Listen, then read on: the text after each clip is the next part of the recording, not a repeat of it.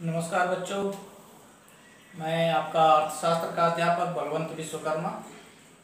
उत्पादन फलन में कल हम लोगों ने पढ़ा था कि परिवर्तनशील अनुपात का नियम क्या होता है। एक सामूहिक विश्लेषण हम लोगों ने किया था। हम लोगों ने कल ये भी देखा था कि परिवर्तनशील अनुपात के नियम के अंतर्गत 3 अवस्थाएं आती हैं। पहली अवस्था है वृद्धिमान प्रतिफल की अवस्था। इस वृद्धिमान प्रतिफल की अवस्था में आप देखे थे, जैसा मैं पहले ही बताया था, कि कुल उत्पादन बहुत ही तेजी से बढ़ती है। और कुल उत्पादन के बहुत तेजी से बढ़ने का कारण क्या था कि हम अपने उत्पादन के साधन का पूर्ण रूप से उपयोग नहीं कर पाए होते हैं।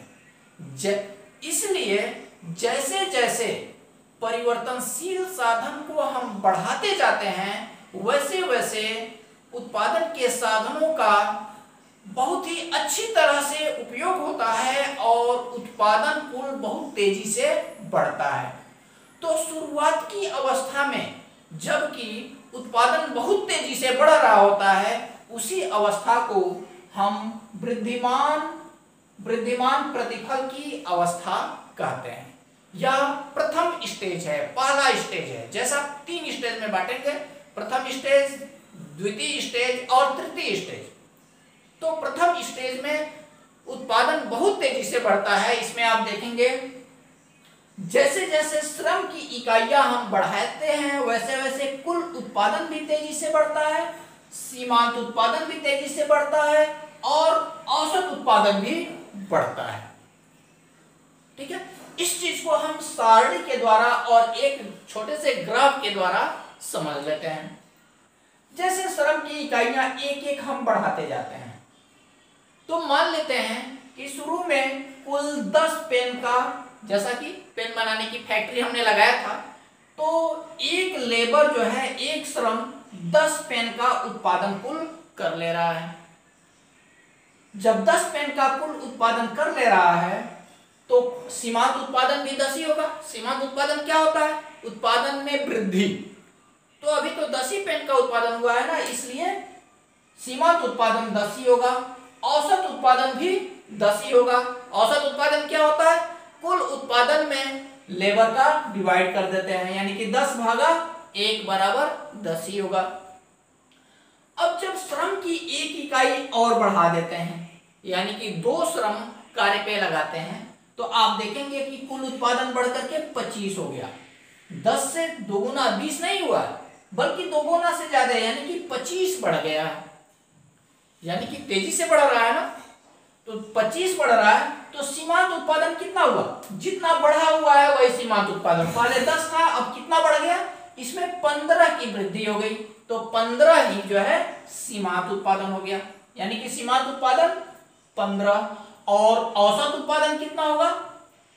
कुल उत्पादन भागा लेबर की संख्या, तो 25 भागा 2 बराबर 12.5। बहुत ही आसानी से सब कुछ निकल आता है। फिर श्रम की एक इकाई और बढ़ा देते हैं, 3 इकाई करते हैं, तो देखिए कुल उत्पादन 25 से 45 हो गया। 25 से 45, देखिए पहले 15 बढ़ा था, अब 15 नहीं बढ़ रहा है बल्कि 20 बढ़ गया। 25 से 45 हो गया, यानी कि 20 बढ़ गया। एक ही श्रम बढ़ा रहे हैं, एक ही श्रम के बढ़ाने से 20 पेनों का उत्पादन बढ़ जा रहा है, यानी कि उत्पादन तेजी से बढ़ता जा रहा है। तो सीमांत उत्पादन कितना हुआ, कितना बढ़ा? 20। औसत उत्पादन 15। फिर एक और लेबर का वृद्धि होती है, तो कुल उत्पादन 45 से 70 हो गया। यानी कि पहले 15 बढ़ा, फिर 20 बढ़ा, फिर 25 बढ़ गया। 25 बढ़ गया, यानी कि सीमांत उत्पादन 25 है। औसत उत्पादन 17.5। श्रम की एक और इकाई बढ़ाते हैं, 5 होता है, तो कुल उत्पादन देखिए 30 बढ़ गया। 70 से सीधे 100 हो गया, यानी कि 30 बढ़ गया। 30 बढ़ने का मतलब है कि सीमांत उत्पादन 30 हो गया और औसत उत्पादन 100 भागा 5 बराबर 20 हो गया। इसी चीज को हम ग्राफ के द्वारा देख सकते हैं। एक्स अक्ष पर श्रम की परिवर्तनशील साधन यानी कि श्रम है।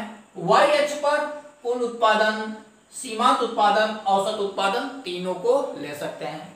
चूंकि कुल उत्पादन अधिकतम 100 है, इसलिए 100 को बराबर भागों में बांट देते हैं 10-10 करके जो है, और एक एक बराबर की दूरी पर एक एक जो है एक्स अक्ष को बांट देते हैं।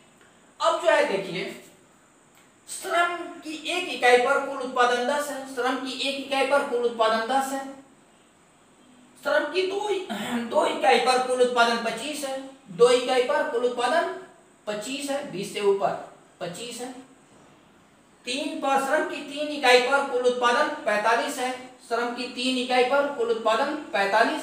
इस तरह से आप क्या देख रहे हैं, बहुत तेजी से कुल उत्पादन बढ़ रहा है। औसत उत्पादन भी आप देखेंगे, सीमांत उत्पादन तेजी से बढ़ रहा है, 1 पर 10 ही है, 1 पर तीनों 10 है। कुल उत्पादन भी, सीमांत उत्पादन भी, औसत उत्पादन भी। 2 पर जो है, अब देखिए, श्रम की 2 इकाई पर सीमांत उत्पादन कितना हो जा रहा है, 2 इकाई पर सीमांत उत्पादन 15 है, फिर 3 इकाई पर सीमांत उत्पादन 20, 4 इकाई पर 25, 5 इकाई पर 30, यानी कि ये भी तेजी से बढ़ रहा है। औसत उत्पादन भी आप देखेंगे तेजी से बढ़ रहा है, लेकिन सीमांत उत्पादन से थोड़ा सा कम। तो इस तरह से आप क्या देखते हैं कि वृद्धिमान प्रतिफल की अवस्था यानी कि परिवर्तनशील अनुपातों के नियम के प्रथम अवस्था में, अर्थात वृद्धिमान प्रतिफल के नियम की अवस्था में, कुल उत्पादन, सीमांत उत्पादन तथा औसत उत्पादन तीनों तेजी से बढ़ते हैं। इसके बाद द्वितीय अवस्था के बारे में अगले वीडियो में हम चर्चा करेंगे। धन्यवाद।